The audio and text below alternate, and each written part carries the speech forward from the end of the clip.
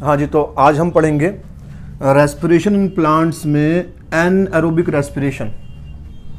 आपने पिछले लेक्चर में पढ़ लिया था कि हम ग्लूकोज से पायरुविक एसिड बनाते हैं, ग्लाइकोलिसिस, और फिर उसको एरोबिक रेस्पिरेशन में एंटर करवाते हैं, जिसमें आपने लिंक रिएक्शन और क्रैब साइकिल पढ़ ली थी। और हमने एक ग्लूकोज से 38 एटीपी बनाए थे। लेकिन आप जानते हैं कि पायरुविक एसिड बनने के बाद ये एरोबिक रेस्पिरेशन के अलावा लैक्टिक एसिड फर्मेंटेशन में भी जा सकता है और यीस्ट के अंदर इथेनॉल फर्मेंटेशन में भी जा सकता है। तो अब बहुत ध्यान से सुनिएगा, आज हम कैसे पायरुविक एसिड से लैक्टिक एसिड बनता है और कैसे पायरुविक एसिड यीस्ट के अंदर इथेनॉल बन जाता है वो पढ़ेंगे। यानी कि आज का हमारा टॉपिक है फर्मेंटेशन। तो जरा इधर ध्यान दीजिएगा। सबसे पहले हम पढ़ने जा रहे हैं कि अगर मसल्स के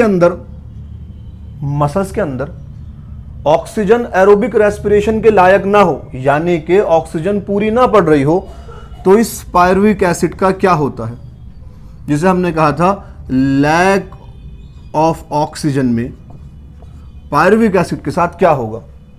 तो एनसीईआरटी में वो टॉपिक खोल लीजिएगा जिसमें फर्मेंटेशन लिखा हुआ है। हमारी मसल्स के अंदर ये पायरुविक एसिड लैक्टिक एसिड बन जाता है। कोई कार्बन डाइऑक्साइड नहीं निकली, ये भी 3 कार्बन का था और ये भी 3 कार्बन का है। और इस प्रोसेस में लैक्टिक एसिड फर्मेंटेशन में हमारा एक NADH भी खर्च हो गया और वापस बन गया NAD+। और एक एंजाइम इसमें यूज हुआ जिसका नाम था lactate dehydrogenase. Lactic acid fermentation में पायरुविक एसिड बदल गया लैक्टिक एसिड में, कोई कार्बन डाइऑक्साइड नहीं निकली, एंजाइम लगा लैक्टेट डिहाइड्रोजनेज, और हमारा NADH जो हमने ग्लाइकोलिसिस में बनाया था वो खर्च हो गया। अब सोचने वाली बात है कि जो प्रोसेस हुआ है इसमें ना तो हम कार्बन को ही निकाल पाए, डीकार्बोक्सिलेशन नहीं हुआ, और जो एनर्जी हमने ग्लाइकोलिसिस में बनाई थी वो भी खर्च हो गई। तो आखिर इस प्रोसेस का क्या फायदा। तो अब बहुत ध्यान से मेरी बात सुनिएगा। आपसे कोई पूछे कि जो लैक्टिक एसिड बना है, ये जो फर्मेंटेशन हुई है, इसमें एनर्जी खर्च हो गई, कोई कार्बन नहीं निकला, एनर्जी बनना तो दूर खर्च हो गई, तो ऐसा क्यों हुआ। तो आप कहेंगे जब पायरुविक एसिड एरोबिक रेस्पिरेशन में नहीं जाता, जब पायरुविक एसिड एरोबिक रेस्पिरेशन में नहीं जाता तो आपको ETS याद होगा। ETS में हम NADH को वापस बदल रहे थे NAD+ में। अब ये NAD+ ग्लाइकोलिसिस के लिए बहुत इंपॉर्टेंट है। क्यों? क्योंकि ग्लाइकोलिसिस का जो 6th स्टेप था वहां से एनर्जी मिलनी शुरू हुई थी, और उस स्टेप में NAD+ बदला था NADH में। सुन रहे हैं ना आप लोग। ETS में जब ऑक्सीजन प्रेजेंट होती है, जब ऑक्सीजन होती है हमारे पास, तो ETS में हम NADH से NAD+ बनाते हैं, और ये NAD+ काम आता है ग्लाइकोलिसिस में। अब एरोबिक रेस्पिरेशन तो हुई नहीं, यानी कि हमारे पास NAD+ की भी शॉर्टेज हो जाएगी, और अगर इस NAD+ की शॉर्टेज हो गई तो जो ग्लाइकोलिसिस से हमें 2 ATP मिल रहे थे वो भी मिलने बंद हो जाएंगे। यानी कि इस पूरी कहानी का मतलब यह था कि ये लैक्टिक एसिड इसलिए बनाया गया ताकि जो 2 ATP हमें ग्लाइकोलिसिस से मिल रहे हैं वो मिलते रहें। लैक्टिक एसिड फर्मेंटेशन में हमें कोई ATP नहीं मिला, इसलिए एनसीईआरटी कहती है, जरा ध्यान से पढ़िएगा जो नीचे लिखा हुआ इस टॉपिक में। एनसीईआरटी कहती है कि एनएरोबिक रेस्पिरेशन में हम ग्लूकोज से जितनी एनर्जी बना सकते थे, कितनी बना सकते थे? 38 ATP बना सकते थे। वो तो नहीं बनी, लेकिन ग्लाइकोलिसिस से सिर्फ 2 एटीपी हमें मिलते रहे। इसलिए एनसीईआरटी कहती है कि एनारोबिक रेस्पिरेशन में जितनी एनर्जी हम ग्लूकोज से बना सकते हैं उसकी 7% से भी कम एनर्जी बनती है। एनारोबिक रेस्पिरेशन में जितनी एनर्जी हम एरोबिक रेस्पिरेशन में ग्लूकोज से बना सकते थे उसकी 7% से भी कम बनती है, सिर्फ 2 एटीपी मिलते हैं।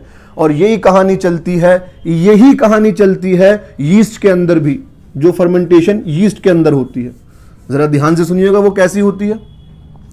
पायरुविक एसिड, जब आप एनसीईआरटी देखेंगे तो आपको 2 एरो बने हुए दिखेंगे इसके बाद, और सामने लिखा होगा इथेनॉल प्लस CO2। तो क्या होता है, पहले पायरुविक एसिड को यीस्ट के अंदर जो फर्मेंटेशन हो रही है, पहले पायरुविक एसिड को बदलते हैं एसिटल्डिहाइड में। इस स्टेप में होती है डी कार्बोक्सिलेशन, 1 कार्बन निकल गया और 2 कार्बन का एसिटल्डिहाइड बचा, और एंजाइम लगा। कोई पूछे यहां पर कौन सा एंजाइम लगा, आप कहेंगे pyruvic acid D carboxylase. Pyruvic acid D carboxylase, एक एंजाइम लिंक रिएक्शन में लगा था पायरुवेट डीहाइड्रोजनेज, यहां पर एंजाइम लगा है पायरुविक डी कार्बोक्सिलेज। और फिर इस एसिटल्डिहाइड को जो 2 कार्बन का है इसे इथेनॉल में बदल देते हैं और एंजाइम लगता है अल्कोहल डीहाइड्रोजनेज। ये पायरुविक डी कार्बोक्सिलेज है और ये अल्कोहल डीहाइड्रोजनेज है, और ये हो गई यीस्ट के अंदर फर्मेंटेशन। 1 कार्बन डाइऑक्साइड निकल गई, लेकिन इस स्टेप में भी खर्च हो जाता है हमारा NADH, और कोई एनर्जी हमें नहीं मिलती। ये NADH क्यों खर्च किया गया, ये काम क्यों किया गया, ताकि ग्लाइकोलिसिस में NAD+ जा सके और जो 2 एटीपी हमें मिल रहे थे वो मिलते रहें। और जिस यीस्ट के अंदर ये फर्मेंटेशन हो रही है, एनसीईआरटी कहती है कि जब उसके सराउंडिंग में, जब यीस्ट के अंदर अल्कोहल की कंसंट्रेशन 13% से ज़्यादा होती है, तब यीस्ट अपने आप को ख़त्म कर लेता है, मार लेता है। अल्कोहल की कंसंट्रेशन इस फर्मेंटेशन में, इथेनॉल की कंसंट्रेशन इस फर्मेंटेशन में 13% से ज़्यादा नहीं हो सकती। जैसे ही 13% से ज़्यादा होगी यीस्ट अपने आप को मार लेगा, और इसी के साथ आपका टॉपिक ख़त्म हो गया, फर्मेंटेशन। ये बहुत आसान टॉपिक्स हैं, इनके लिए आपको 2-2 घंटे के लेक्चर नहीं देखने। ये सारी बातें आपको 15-20 मिनट में समझ में आ जाएंगी। 2-2 घंटे के लेक्चर देख के भी नीट में वही क्वेश्चन आएंगे, और यहां से पढ़कर भी नीट में वही क्वेश्चन आएंगे, इन्हीं लाइंस में से। तो अब जरा ध्यान से सुनिएगा, हमने रेस्पिरेशन इन प्लांट्स के अंदर एरोबिक रेस्पिरेशन पढ़ लिया है और फर्मेंटेशन पढ़ ली है, यानी कि लैक्टिक एसिड कैसे बनेगा, इथेनॉल कैसे बनेगा। और अब इस चैप्टर का आखिरी टॉपिक बचा है जिसका नाम है एम्फीबॉलिक पाथवे।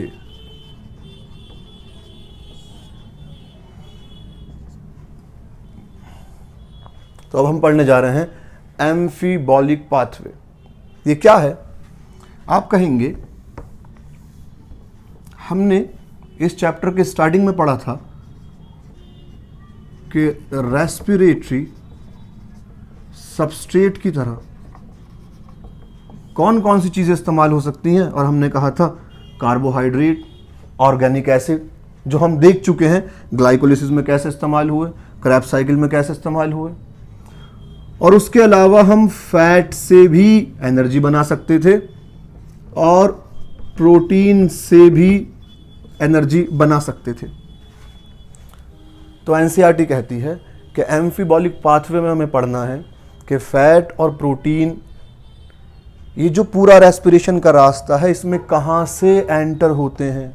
अगर हमें इनको रेस्पिरेटरी सबस्ट्रेट की तरह यूज़ करना हो तो इन्हें किस चीज़ में कन्वर्ट करेंगे। उससे पहले अगर आपसे कोई पूछे कि ये जो रास्ते हैं रेस्पिरेशन के, इनको एम्फीबॉलिक पाथवे क्यों कहा गया, तो कहना, और ये एनसीईआरटी कहती है कि इन रास्तों में हम फैट और प्रोटीन को यूज़ कर सकते हैं, यानी कि तोड़ सकते हैं, एनर्जी बना सकते हैं, तो फिर इसे कैटाबॉलिज्म कहते हैं। लेकिन नहीं, एनसीईआरटी कहती है कि हम इनको यूज कर सकते हैं रेस्पिरेटरी सबस्ट्रेट की तरह, उस रास्ते में डालकर तोड़ सकते हैं, लेकिन जब बॉडी को जरूरत पड़ती है तो उसी रास्ते से निकालकर इनको वापस बना भी लेती है। यानी कि इन रास्तों में, रेस्पिरेटरी पाथवेज में कैटाबॉलिज्म भी हो रहा है और एनाबॉलिज्म भी हो रहा है, इसलिए इसको एम्फीबॉलिक पाथवे बोलते हैं। अब आपसे कोई पूछे ये फैट और प्रोटीन से एनर्जी आखिर कैसे बनेगी, तो आप कहेंगे प्रोटीन्स को पहले हम तोड़ेंगे अमाइनो एसिड में, और अमाइनो एसिड्स बनाने के बाद इसकी डीएमिनेशन करेंगे और फिर इसको एंटर करा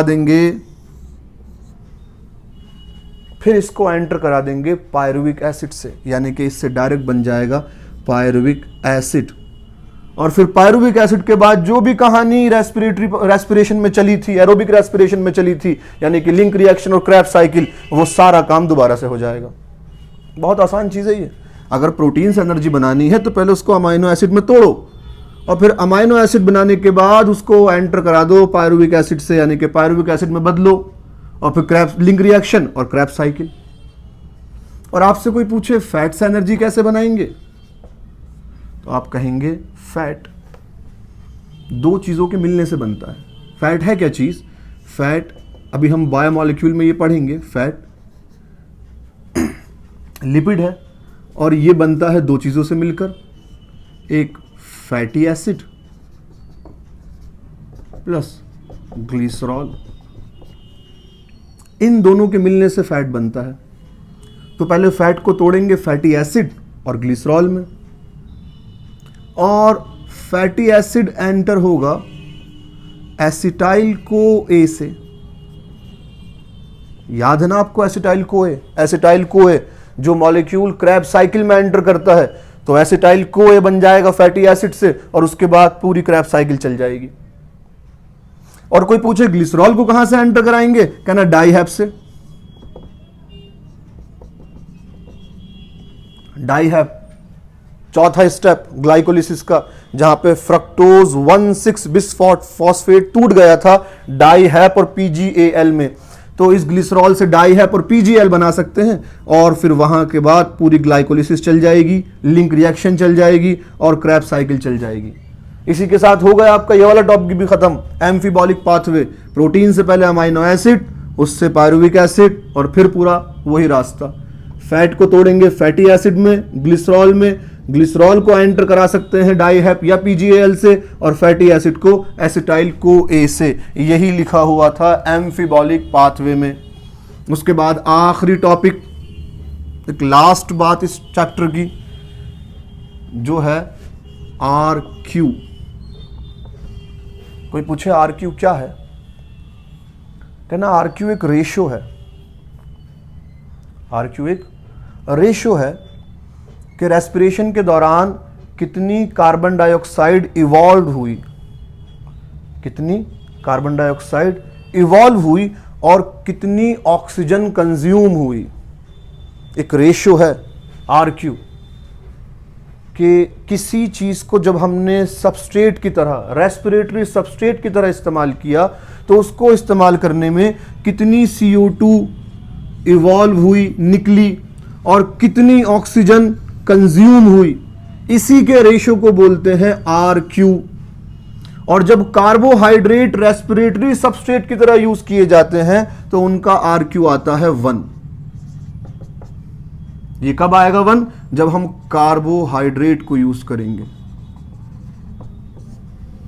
कोई पूछे फैट का, कहना फैट का आर क्यू आता है हमेशा 1 से कम।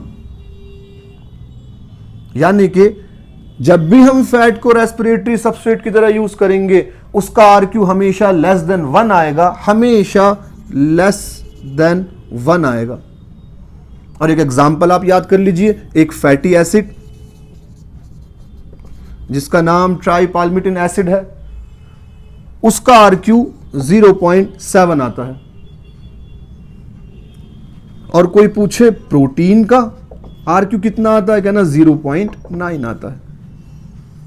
और उसके बाद एनसीईआरटी कहती है कि आपको एक बात याद रखनी पड़ेगी कि कभी भी कोई एक ही चीज रेस्पिरेटरी सबस्ट्रेट की तरह यूज नहीं होती। कोई एक ही चीज हमेशा रेस्पिरेटरी सबस्ट्रेट की तरह यूज नहीं होती। बॉडी के अंदर हमेशा एक से ज्यादा चीजें यूज हो रही हैं एनर्जी बनाने के लिए। ऐसा नहीं होगा कभी भी कि सिर्फ प्योर कार्बोहाइड्रेट ही यूज हो रहा है, या प्योरली प्रोटीन यूज हो रहा है, या प्योरली फैट यूज हो रहा है। इसी के साथ आपका रेस्पिरेशन इम्प्लांट पूरा चैप्टर कंप्लीट हो गया, और यहीं से नीट में क्वेश्चन आएंगे और यहीं से आपके 11th क्लास में क्वेश्चन आएंगे।